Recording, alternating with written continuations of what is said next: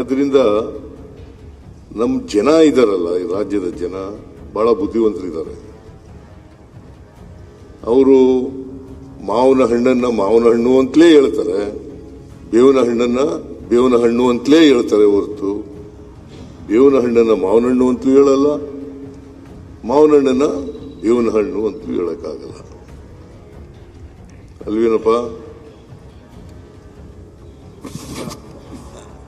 ಆದ್ರಿಂದ ನಾನು ಮಾವಿನ ಹಣ್ಣು ಅಂತಾನೆ ಹೇಳಿದ್ದೀನಿ, ಯಾಕೋ ಹುಳಿ ಬಂದ್ಬಿಟ್ಟಿದೆ ಅಂತ ಹೇಳಿದ್ದೀನಿ ಅಷ್ಟೇ. ಅದು ಹೇಳಿಲ್ಲ ನಾನು ಬಜೆಟ್ ಬಗ್ಗೆ ಹೇಳಿರ್ತಕ್ಕಂಥದ್ದು. ನೀವು ಮಾವು ಹುಳಿ ಬಂದದಂತೂ ಹೇಳಿಲ್ಲ ನೀನು. ಅದು ಹೇಳಿದ್ದೀಯ, ಅದು ಸಾಲ ಹೇಳಿದ್ದೆ ಇಲ್ಲ ಅಂತ ಹೇಳಲಿಲ್ಲ. ಸಾಲನೂ ಹೇಳಿದ್ಯಾ, ಆಮೇಲೆ ಬಜೆಟ್ಟು ಎಂಥದು ವೆಂಟಿಲೇಟರ್ನಲ್ಲಿದೆ, ಆಕ್ಸಿಜನ್ ಮೇಲಿದೆ,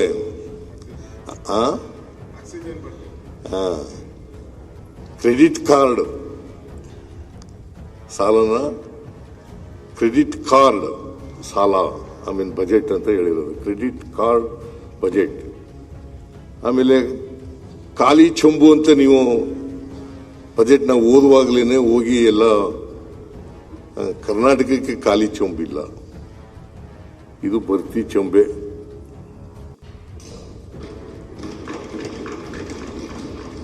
ಖಾಲಿ ಚೆಂಬು. ನಾನು ಕೇಂದ್ರದ ಬಜೆಟ್ ರಿಯಾಕ್ಟ್ ಮಾಡುವಾಗ ಹೇಳಿದ್ದಾಗ ಕರ್ನಾಟಕಕ್ಕೆ ಖಾಲಿ ಚೆಂಬು ಕೊಟ್ಟಿದ್ದಾರೆ ಅಂತ, ಅದಕ್ಕೆ ನೀವು ಖಾಲಿ ಚೆಂಬು ಹಿಡ್ಕೊಂಡು ಹೊರಟ್ಬಿಟ್ಟಿದ್ದೀರಿ. ಖಾಲಿ ಚೆಂಬು ಅಲ್ವೇ ಇಲ್ಲ, ಇದು ತುಂಬಿದ ಕೊಡ.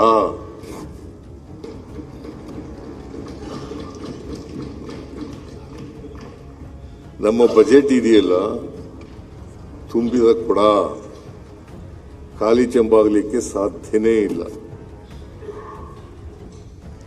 ಆದರೂ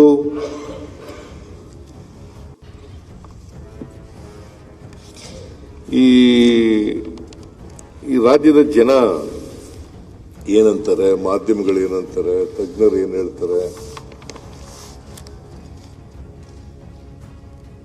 ಬಜೆಟ್ ಬಗ್ಗೆ ಅವರ ಅಭಿಪ್ರಾಯಗಳೇನು, ಅವರ ಅನಿಸಿಕೆಗಳೇನು, ಇದನ್ನು ನೋಡಬೇಕಾಗಿರ್ತಕ್ಕಂಥದ್ದು ಅಗತ್ಯ ಅಂತೇಳಿ ಈ ಸಂದರ್ಭದಲ್ಲಿ ನಾನು ಹೇಳಲಿಕ್ಕೆ ಬಯಸ್ತಾ ಇದ್ದೇನೆ. ಈ ದಿನಪತ್ರಿಕೆಗಳಿದಾವಲ್ಲ ಮಾನ್ಯ ಅಧ್ಯಕ್ಷರೇ, ದಿನಪತ್ರಿಕೆಗಳು ತಮ್ಮ ಎಡಿಟೋರಿಯಲ್ನಲ್ಲಿ ಬರೆದಿದ್ದಾರೆ, ಸಂಪಾದಕೀಯದಲ್ಲಿ. ಈ ದಿನಪತ್ರಿಕೆಗಳ ಸಂಪಾದಕೀಯಗಳನ್ನು ಸದನದ ಗಮನಕ್ಕೆ ತರಲಿಕ್ಕೆ ಬಯಸ್ತಾ ಇದ್ದೇನೆ.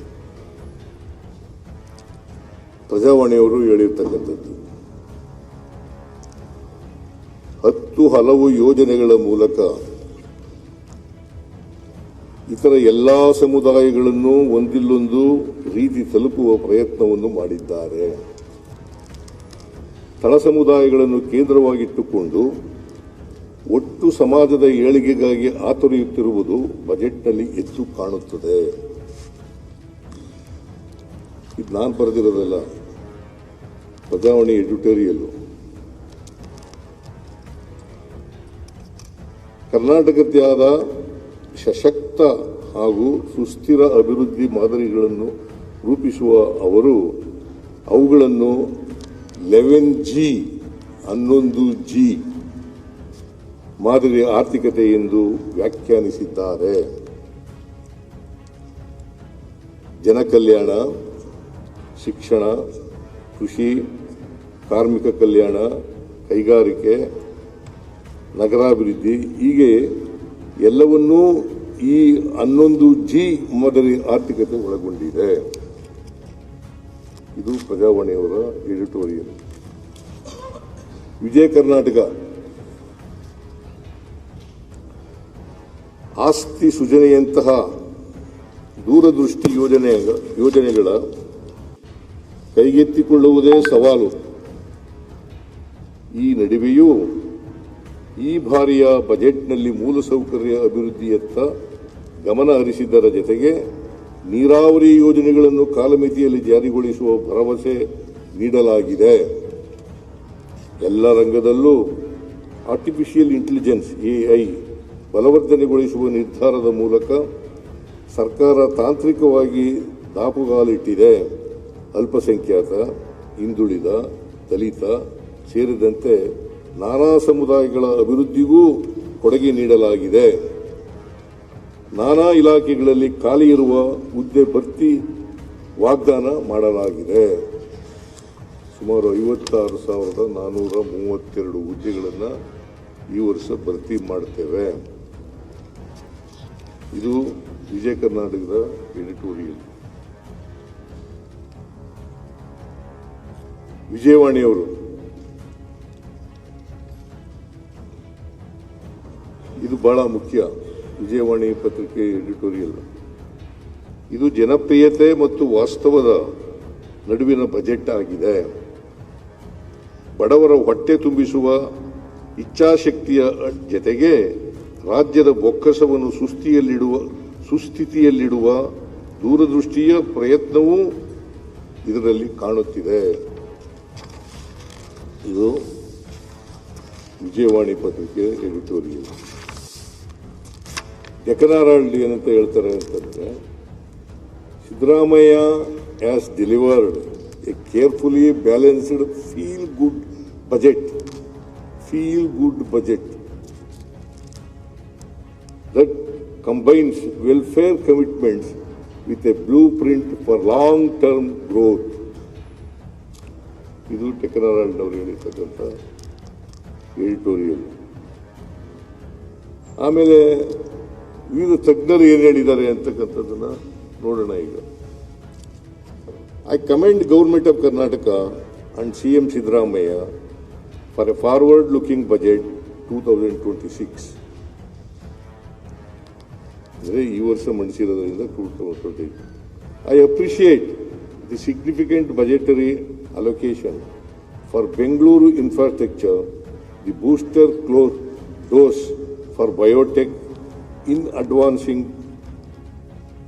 genomics and precision medicine, CHG upgrade, artificial intelligence, COE at IBAB and CCAMP, and the significant increase in investment in artificial intelligence led medtech and robotics and LEAP K Combinator Accelerator. I also welcome the focus on focused development, including women entrepreneurs.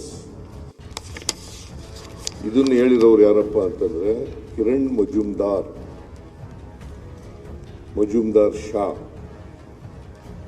ಬಯೋಕನ್ chairman, ಇವ್ರು ಹೇಳಿರೋದು. ಆಮೇಲೆ TV Mohan Das pi ಏನು ಹೇಳಿದ್ದಾರೆ ಅಂತಂದ್ರೆ, this budget stands out for it's strong focus on social security, education and infrastructure, with one of the largest social welfare programs in the country, significant investments in schools, colleges and jobs, and major infrastructure initiatives across Bengaluru and other cities. It lays a solid foundation for inclusive development. Despite constraints imposed by Finance Commission allocations, this is well balanced and forward-looking budget. Mohan Das Pai, a board member at Infosys, former board member at Infosys.